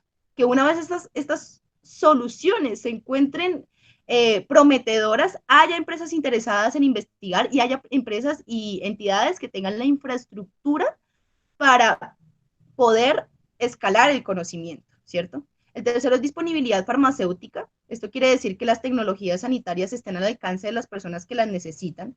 Y vean que esto no implica necesariamente que fueron fabricadas acá, sino que el país es capaz de importarlas a un precio decente, ¿cierto? Que es capaz de conseguirlas, ¿sí? Esa es la disponibilidad farmacéutica y las asequibilidades como, bueno, a ti, pues muy chévere que tú tengas el medicamento allá en la farmacia, pero pues si tú no puedes pagar por él, puede dar el Estado, pues sencillamente no funciona, ¿cierto? Y hay personas a las que un medicamento sencillo, comprar un medicamento que vale 20.000 pesos les implica no comer 2 días, no comer 3 días, ¿cierto? Básicamente, en esto consiste el proyecto de ley 372 de 2020. El proyecto de ley 372 busca primero crear un sistema nacional para articular a todas las entidades que interfieren en este camino que ustedes ya vieron, que son universidades, empresas, el Ministerio de Salud, el Ministerio de Comercio, el Ministerio de Ciencia, ¿cierto? Todas estas entidades, y también hicieron una corporación que se llama Corposif. O sea, no la han hecho, esta propuesta, ¿no? Y buscan, justamente lo que se busca es tener una entidad de producción estatal de tecnologías sanitarias. Eso es muy importante. Nuevamente, no se tiene que olvidar como que es necesario que se estimule el mercado y que el mercado se encuentre correctamente regulado, pero esta es una buena manera también de fortalecer esas capacidades. En buena parte, la capacidad negocial que tiene Brasil, la capacidad negocial que tiene México y Argentina es por una industria farmacéutica fuerte y por institutos de investigación que de verdad podrían llegar a ser vacunas, ¿sí? Y eso es muy importante, ¿no? Y bueno, pues ya para terminar, muchachos y muchachas, quisiera compartir 6 reflexiones solamente como un resumen de esta clase. La primera es que la salud pública siempre ha existido, ¿sí? Entonces, como que esta deformación de las teorías liberales, ¿no? Las tesis neoliberales que dicen que el Estado te puede dar, que el mercado a ti te puede dar la salud, en realidad contradicen miles de años de historia, ¿sí? Los estados, las ciudades-estado, las tribus, ¿sí? Las tribus nómadas se han preocupado porque las personas que habitan en sus espacios sociales estén sanas, vivan bien, ¿sí? Um, Son una condición necesaria para el desarrollo social y económico, eso es un hecho, y no lo digo yo, lo dice la ONU, están los objetivos de desarrollo sostenible. Entonces, pues, esa es la primera reflexión. La segunda es que la salud pública ya no es tan pública, y eso ha hecho complejas las cosas, y necesitamos buscar soluciones complejas, porque tenemos reglas de juego, y esas reglas de juego son defectuosas. Podemos regularlas, podemos hacer cosas, pero tenemos un espacio en el cual tenemos también que buscar soluciones que, como les digo, son complejas, son sutiles y requieren de mucha más sofisticación que solo déjeselo al mercado.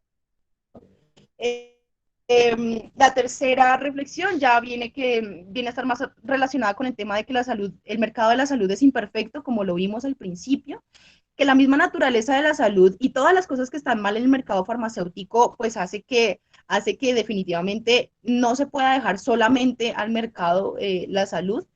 El hecho de que haya intervención estatal y la experiencia internacional muestra que la no regulación del mercado mata a un montón de personas, y para la muestra un botón, ¿sí? Eh, um, la epidemia de SIDA que hubo, de VIH que hubo en Sudáfrica, mató un montón de personas cuando ya habían antirretrovirales, cuando ya habían soluciones tecnológicas. Un montón de gente no pudo acceder a ellas sencillamente porque pues el mercado, no había posibilidad de importar medicamentos más baratos, y a las farmacéuticas no les interesaba, y justamente como que ese monopolio que existía en el mercado pues mató a un montón de personas. Por otro lado, que la salud y la propiedad intelectual tienen mucho que ver, mucho que ver. Ustedes vieron que una muy buena parte del motivo por el cual el mercado no funciona como debería funcionar en otros aspectos es porque los monopolios que otorgan la propiedad intelectual no se soportan tan bien como si se soportan en otros aspectos, ¿sí? O sea, si yo tengo el carro último modelo que tiene una patente, pues no pasa nada si no lo compro, pero es que con un medicamento, muchas veces cuando ese es el único medicamento que puede tratar mi enfermedad, pues evidentemente es muy distinto tener un monopolio en un área del mercado a otra, ¿cierto? Tienen mucho que ver, y esto se ha reconocido en distintas declaraciones internacionales que no quiero enredarlos con eso porque tienen que ir a la clase de propiedad intelectual. Y se ha reconocido, ¿sí? La propiedad intelectual es una barrera para la salud y los estados tienen que tomar decisiones. No puede ser una barrera para que los estados tomen decisiones para proteger la salud de las personas. Mi cuarta reflexión es que pues la salud también es un asunto global. Esto quiere decir que como les decía antes, la producción de bienes de alto valor agregado implican pues que tienen que haber muchos países, que muchas veces donde se produce o donde se descubre e investiga no es en donde se fabrica, y donde se fabrica tampoco es el único sitio en el que se distribuye. En ese sentido, lo que nosotros tenemos que hacer como país es fortalecer la cooperación regional, personalmente pienso eso, y sobre todas las cosas, fortalecer la capacidad negocial, ¿sí? Dejar de pronto sí, como de ser tan complacientes a nivel internacional, porque eso nos ha llevado a muchas cosas muy dañinas para el sistema de salud, especialmente para el mercado farmacéutico nacional. Por otro lado, pues que la salud es un asunto de todos y de todas, y que todos y todas tenemos cosas que hacer, ¿sí?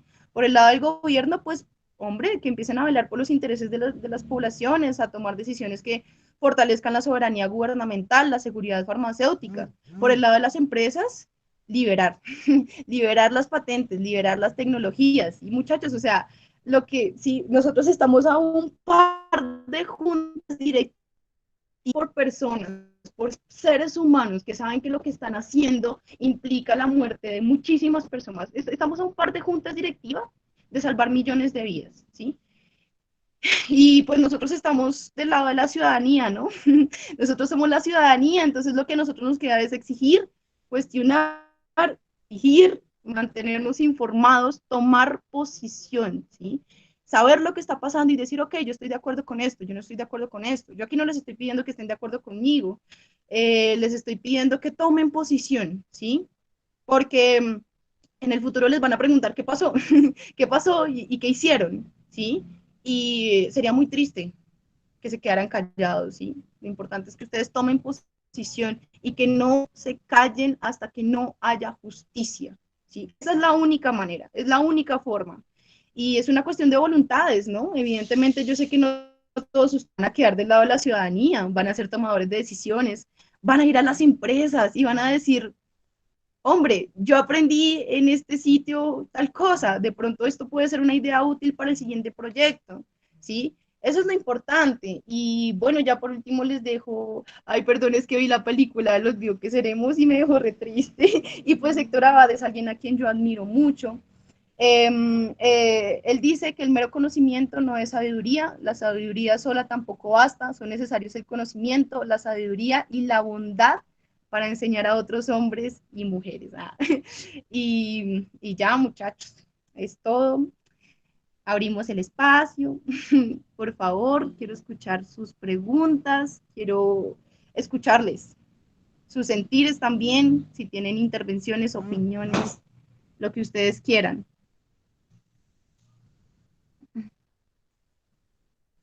Bueno, Stephanie Ibujes pregunta y dice, muchas gracias por su tiempo y compartir su conocimiento. Gracias a todos ustedes por asistir, por escuchar mis chistes malos. Las preguntas son, ¿qué beneficios otorgaría la liberación o publicación de los contratos que los estados han aceptado con las industrias farmacéuticas para la adquisición de vacunas? ¿En qué se beneficiaría, esa es la segunda pregunta, es en qué se beneficiaría a los países subdesarrollados la liberación de patentes, entendiendo que quizás no tengan los medios tecnológicos y sanitarios para la producción? Excelentes preguntas, ambas son muy buenas preguntas. Respecto a la primera, yo creo que lo primero que hay que decir es que, desde mi perspectiva, la transparencia es un fin en sí mismo, ¿sí? Eh, Poder saber lo que se hace con los recursos públicos hace parte de los fundamentos y de las bases de una democracia sólida, ¿sí? Más allá de eso, el beneficio que se tendría primero y con esto como que me recuerda también, es que esa pregunta me trajo un poco en la teoría de juegos de Nash, ¿no? Que es como, hombre, pues si Colombia lo hace solita, ¿sí? Si Colombia, el único país tercermundista que libera sus patentes, lo hace solita, pues seguramente las farmacéuticas se los van a comer vivas, ¿sí? Por eso es la importancia como del asunto regional, ¿no? De la cooperación regional, pero si ya lo está haciendo Israel, si lo hizo el mismo Estados Unidos, si lo ha hecho Argentina, si lo ha hecho Brasil, pues de pronto se podría mitigar ese riesgo como de que las farmacéuticas de pronto quiten o consideren que se está violando un secreto industrial. Por otro lado, el beneficio directo es que esa veeduría nos permitiría también sacar un montón de conocimiento pues necesario para poder entender este contexto. Yo tengo un amigo que en este momento hizo un derecho de petición ante el Ministerio de Salud y no le han querido responder que porque estamos en pandemia, y es un derecho de petición diciendo, hombre, deme información, deme la información que usted ya recogió porque estoy haciendo una investigación a mi título, si os estoy sacando mi tiempo libre para aportar al conocimiento, deme cierta información. Y lo que sucede es que no liberar esa información lo que hace es estancar las investigaciones que muchas personas desde muchas áreas del conocimiento pues estamos haciendo para aportar al entender el contexto, proponer soluciones futuras, etcétera, ¿no? Por otro lado, la segunda pregunta de en qué beneficiaría a los países subdesarrollados la liberación de las patentes, entendiendo que quizá no tengan los medios tecnológicos, esa también, qué áspero. Claro, eso lo decía la profesora Natalia Lamprea una vez en una clase, ella decía como, ella decía como que que no servía el waiver, ¿sí? Si Colombia no tiene fábrica, ¿sí? El asunto es que la oferta y la demanda también es un asunto global, ¿no? Es decir, listo, pues de pronto Pfizer no está ahí, de pronto Pfizer no me quiere vender tan barato, pues es que aquí está Fiocruz, aquí al lado, ¿sí? Además, ambos tienen como presidentes fascistas, igual que Brasil, Colombia, bueno, mentiras, perdón. Aquí está Fiocruz, aquí está Brasil, de pronto con ellos podemos tener un acuerdo más beneficioso, ¿cierto? O Argentina, ¿sí? La adquisición de las vacunas puede llegar a ser un poco más sencilla. Incluso, hombre, enséñame cómo hacer, ¿sí? Fiocruz tiene un programa muy interesante de laboratorios en containers, ¿sí? O sea, ellos llevan a los países donde no hay infraestructura containers, donde se pueden hacer experimentos de laboratorio, ¿sí? Incluso Colombia, este es un primer paso, es la liberación de las vacunas, es el primer paso para decir, hombre, pues ya esta pandemia no pudimos, pero en un futuro podemos adquirir todo ese conocimiento y podemos desarrollar nuestras propias vacunas, podemos desarrollar nuestras cosas, que eso es algo que está intentando hacer este proyecto de ley. Este proyecto de ley está intentando como, sí, como tratar de fortalecer esa soberanía farmacéutica. Muchas gracias por tus preguntas, Stephanie. La verdad es que estuvieron muy buenas. Bueno, David Guerrero preguntó, como siguiendo un poco el hilo de lo que decía Stephanie, ¿son las patentes la mejor forma de garantizar o al menos incentivar la innovación tecnológica en medicamento? ¿Alguna propuesta alternativa al patentamiento? Esa es una buena pregunta. ¿Alguien quiere prender el micrófono? ¿Alguien quiere hablar un poco de este tema?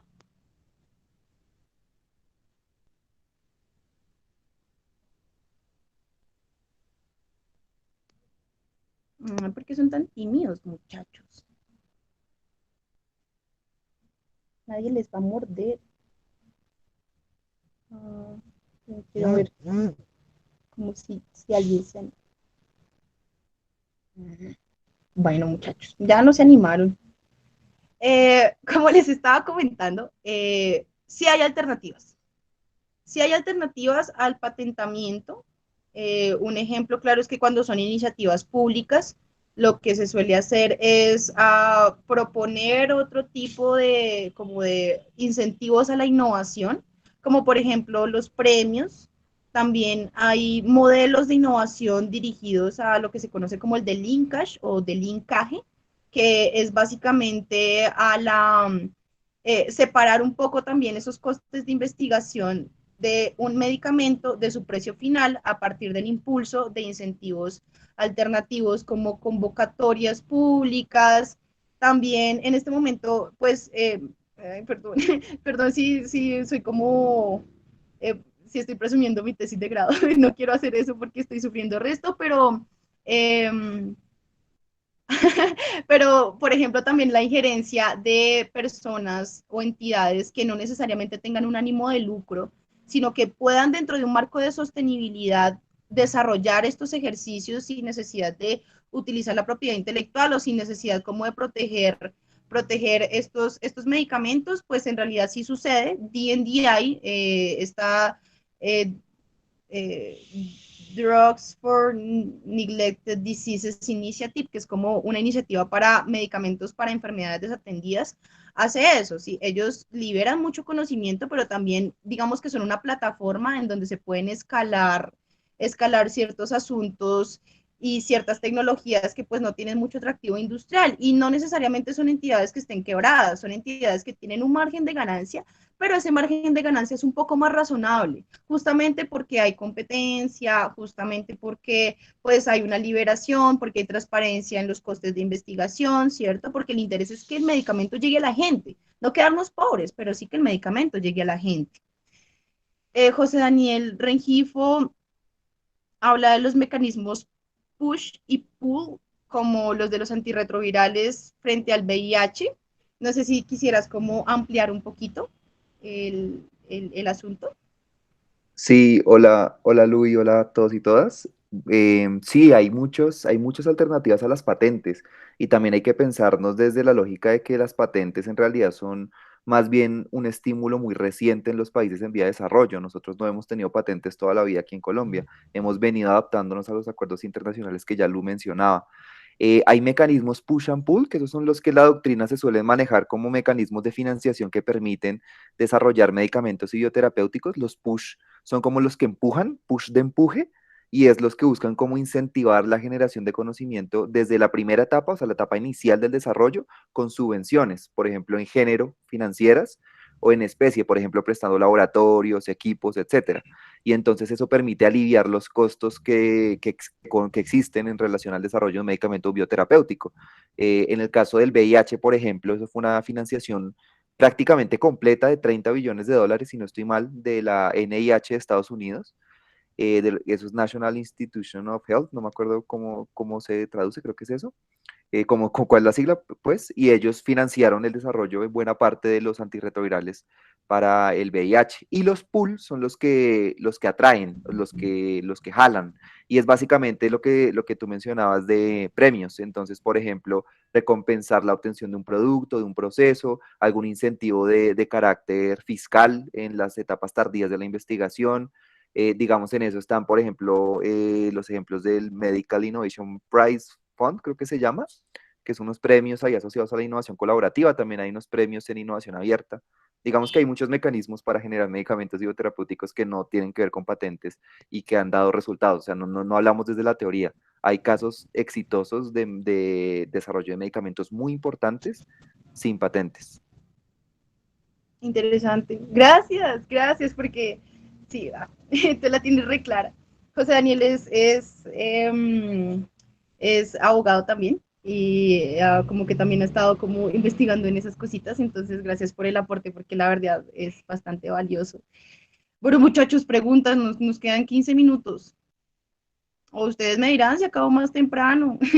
y pues, no mentiras. Antes de seguir con las preguntas, mientras ustedes las redactan, porque yo veo que no quieren hablar, quedan muy invitados al grupo, ¿sí? Si ustedes quieren seguir, obviamente nuestras clases siguen siendo abiertas para cualquiera que quiera entrar, puede entrar. Si ustedes quieren seguir, pues, como trabajando en esto, si les gustaría hacer esto, si como enseñar un poco, si le encuentran pasión a ello, como yo, pues nada, estamos abiertos, conocen nuestras redes sociales, nos pueden buscar como UAM Colombia, también si están interesados o interesadas en hacerlo, yo les puedo dejar mi número personal y me escriben, yo ya sé que hay un par de personas que están por ahí como volando y que quieren como también recibir los cursos y eso. La otra semana vamos a hablar de este tema un poco más, de hecho la otra semana es nuestra primera sesión de debate. La idea de esta sesión es darles armas para que ustedes puedan defender un argumento, ¿sí? Para que ustedes puedan decir, ok, si me preguntan un poco sobre la liberalización del mercado de la salud, que ustedes aprendan a estructurar bien cómo defender o cómo no defender o atacar un tema específico, ya tenemos como una estructura del club y esta es la idea, ¿no? La idea es que ustedes no solamente como que aprendan cosas, sino que desarrollen el arte de la retórica, que es como tan difícil y tan re duro para la gente. Entonces, sí, muchachos, ustedes están muy invitados. Les agradezco mucho la asistencia. Quiero ver si hay más preguntas. Cuestiónenme.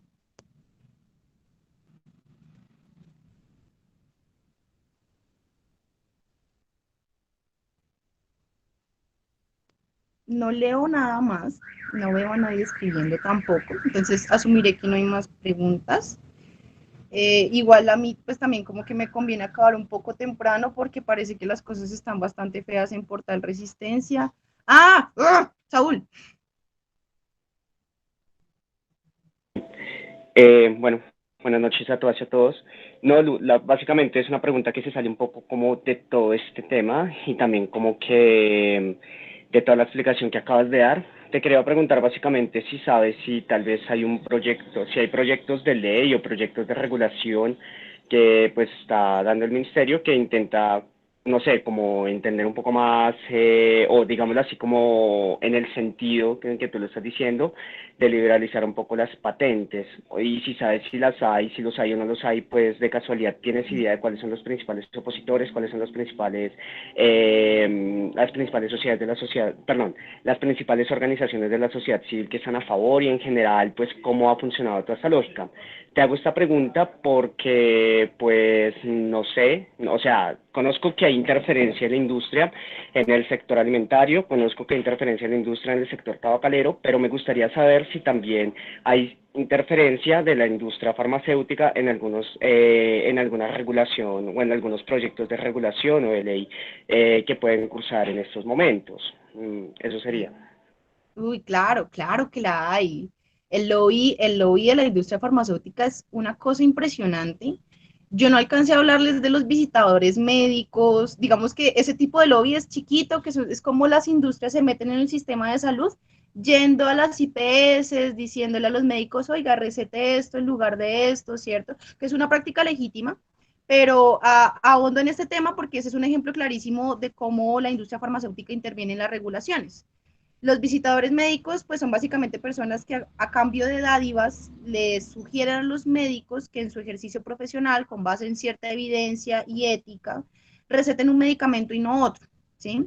¿Cuál es el asunto? El asunto es que, pues evidentemente, el lobby siempre ha existido, el lobby es normal y es legal en muchas partes del mundo y aquí en Colombia se quiso hacer algo similar a ese nivel, que era que los médicos declararan todos los activos que les llegaban, ¿sí? Por parte de la industria farmacéutica o por dádivas de farmacias, ni siquiera los médicos, los de las farmacias, ¿sí? Las personas involucradas en la cadena de distribución y en la prescripción del medicamento declararan ese tipo de cosas. La industria farmacéutica hizo de todo y esa resolución se cayó. Esa resolución se cayó. Lo mismo acá, en el caso del proyecto de ley para la soberanía farmacéutica o para la seguridad farmacéutica, en realidad, perdón, a FIDRO, que es como organización no gubernamental que agremia a la industria farmacéutica internacional, ha estado en los debates y en las audiencias públicas que se han hecho y han hecho sentir su posición, que es como, hombre, respeten los derechos de propiedad intelectual. ¿Por qué? Porque este proyecto de ley 372 de 2020 que les comento, el de seguridad farmacéutica, tiene un capítulo sobre propiedad intelectual. Y si ustedes lo van a ver en parte también, gracias a los aportes que hizo José Daniel, ¿sí? Hay una parte en donde se regula la oposición fundamentada por parte de entidades o organizaciones no gubernamentales, es decir, hoy en día las ONGs, o bueno, con ese proyecto, las ONGs y el Ministerio de Salud y Protección Social, encabezadas por el Ministerio, podrían presentar oposiciones ante medicamentos que de pronto no cumplan con los requisitos de patentabilidad, por ejemplo, porque algo que ha sucedido mucho es que se patentan medicamentos que realmente no son novedosos o que no tienen altura inventiva, y ese es otro problema. La PI, al igual que la ciencia, al igual que el mercado, es un instrumento. La pregunta es cómo lo estamos usando, ¿no? Hablando un poco ya de las organizaciones no gubernamentales o las entidades que estamos como impulsando eso, está UAM, ay, perdón, eso es una descortesía. Yo conozco a la Fundación IFARMA, Misión Salud, hay una que se llama Asociación Colombiana para la Salud, está el Centro de Pensamiento en Propiedad Intelectual, perdón, en Medicamentos, Información y Poder, está la Fundación Carisma, y está OAM, sí, o sea, no es lo que yo conozco, y se mandaron sugerencias, hay mucha gente moviéndose por esos lares, y la verdad es que eso también es muy chévere, o sea, si ustedes también como que disfrutan de hacer como recomendación en política pública y eso, como que sí estaría chévere que también como que participen en el grupo, porque pues sí, es como una manera de impactar en política pública y nosotros lo hemos visto que ha sido lo más lindo. ¿Sí? Cuando salió este fallo del Tribunal Administrativo de Cundinamarca, que el ministerio se lo pasó por la galleta, y eso da mucha rabia, pero hombre, o sea, al menos hay un juez les ordenó la liberación de sus contratos, ¿sí? Lo mismo también, ¿sí? Cuando vimos como que muchas de las cosas que nosotros sugerimos quedaron en el proyecto de ley modificado, fue muy gratificante, ¿sí? Fue como no dormimos y no nos están pagando, pero estamos haciendo, no mentiras, algunos sí nos pagan, pero estamos haciendo algo por cambiar las cosas y efectivamente lo estamos viendo. Entonces, sí, esa es otra forma en la que a nosotros nos gusta incidir. Por último, Sergio Hernando Castellanos pregunta cómo hace para participar de los cursos. Entonces, en esto me gustaría profundizar en la siguiente sesión, pero pues como para adelantar, los cursos son ofrecidos por la Universidad Nacional, los financia la Universidad Nacional a los y las estudiantes. Entonces, la única condición es ser estudiante de la universidad. Con eso ya pues los unimos al proyecto de PGP, ustedes son beneficiarios de los cursos, se toma el curso, reciben su certificado y la idea es sacar como un producto de apropiación social del conocimiento. Es decir, que ustedes reciban el curso, pero también puedan sacar un video, puedan hacer una sesión como esta, para pues compartir ese conocimiento que ustedes ya tienen como certificado y que se va a su hoja de vida, pero pues que también le pueda servir a la comunidad universitaria y pues al resto de las personas en el planeta. Y ya, es básicamente eso. De una vez les voy a dejar mi número celular por si quieren escribirme, yo no tengo ningún problema, por favor, pues sí mantengan como la confidencialidad, no lo roten, pero sí, o sea, yo no tengo ningún inconveniente con que me escriban directamente, también pueden hacerlo en las redes sociales de UAM, nosotros también estamos pendientes de las redes, o nuestro correo electrónico, que es uamcolombia@esencialmedicines.org. No sé si alguno de ustedes, muchachos, me puede ayudar a copiarlo y pegarlo ahí en el chat. En estos últimos 5 minutos, ¿alguien tiene preguntas, comentarios, algo adicional? No sé, Saúl, si respondí tu pregunta. Sí, Lu, muchas gracias.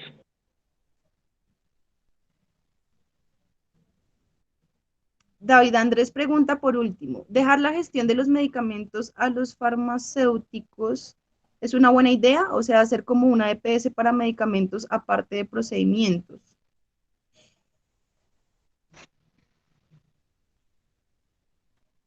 Si entendí la pregunta, lo que tú estarías proponiendo es como una segmentación, llevar el conocimiento de los medicamentos a más gente. Pero entonces eso ya no sería una EPS sobre los medicamentos. Ok, que los médicos no sean los únicos que formulen. Yo no sé, me dirán mis compañeros químicos farmacéuticos, ¿ustedes pueden formular medicamentos? Eso yo no sé. No. No, Lu, aquí en Colombia no, en varios países sí, del mundo sí se puede, los farmacéuticos sí pueden formular, pero aquí no. Eso está interesante, porque, por ejemplo, una opción como para descentralizar ese asunto, también para hacer como más sencillo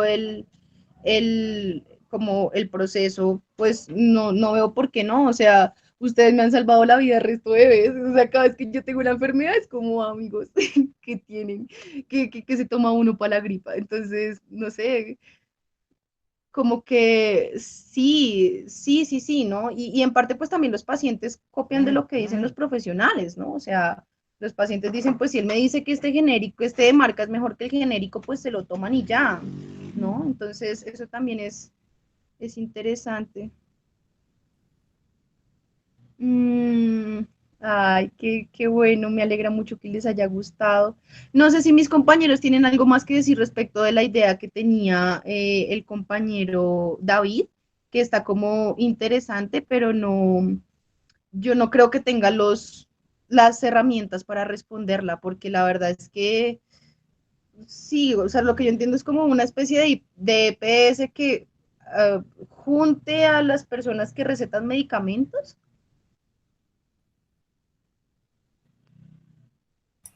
Yo tengo Sí, entendido que, o sea, señor. como hay EPS que como tú dijiste se encargan de repartir en IPS los procedimientos con médicos, o Ok, sea, y los farmacéuticos pues nos formamos en el tratamiento de las enfermedades, o sea, no podemos diagnosticarlas, pero sí podemos tratarlas, podríamos de cierta manera pues repartir la responsabilidad, a mí me parece. Porque también estaría como interesante, sí, no sé, como también integrarlos un poco a los procesos que ya tienen las IPS, que ya tienen las EPS. El problema es como la falta de farmacia comunitaria en Colombia, dice Sergio. Uy, eso suena re chévere. No sé qué es la farmacia comunitaria, pero suena muy bacano. Ok. Estoy totalmente de acuerdo con Sergio. No, en general la farmacia comunitaria es básicamente pues como la presencia del farmacéutico en lo que nosotros conocemos como droguerías.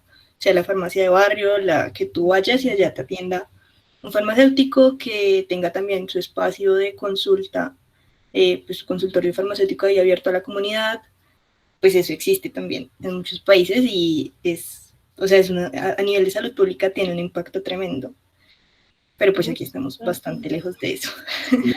También porque falta mucho talento humano, ¿no? Pero sí, por ejemplo, en España es así, las farmacias no tienen, como acá en Colombia, que es un técnico regente en farmacia, que pues básicamente sabe cómo administrar y ese tipo de cosas, sino de verdad farmacéuticos, que son pues personal de salud y que tienen, digamos, mayor background para como entender el tipo de problemáticas y ellos sí recetan y ese tipo de cosas.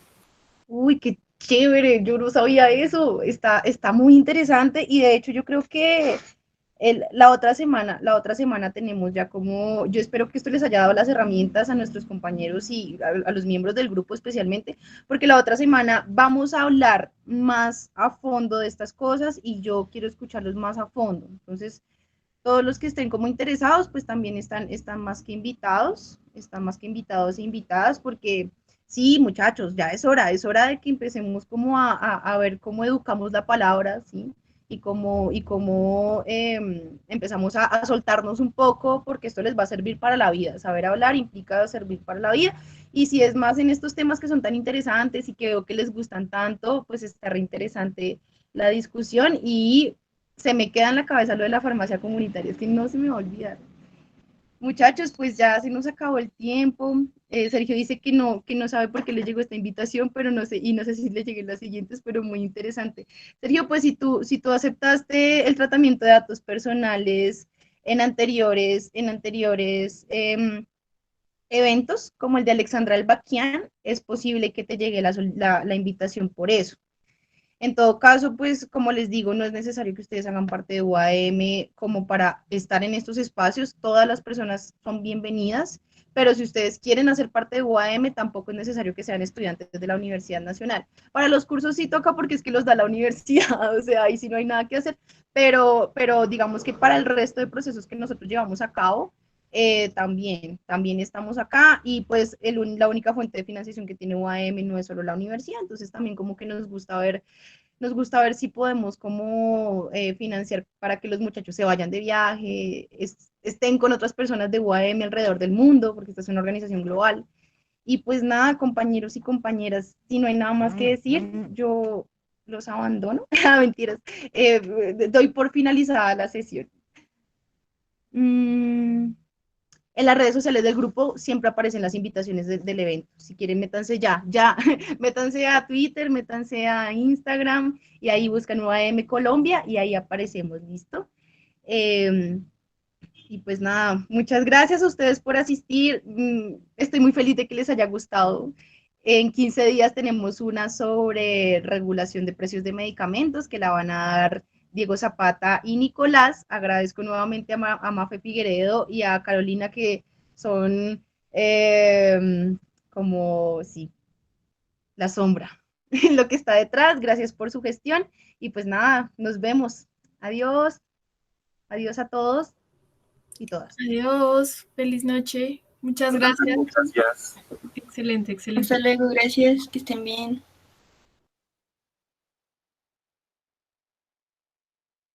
Chao.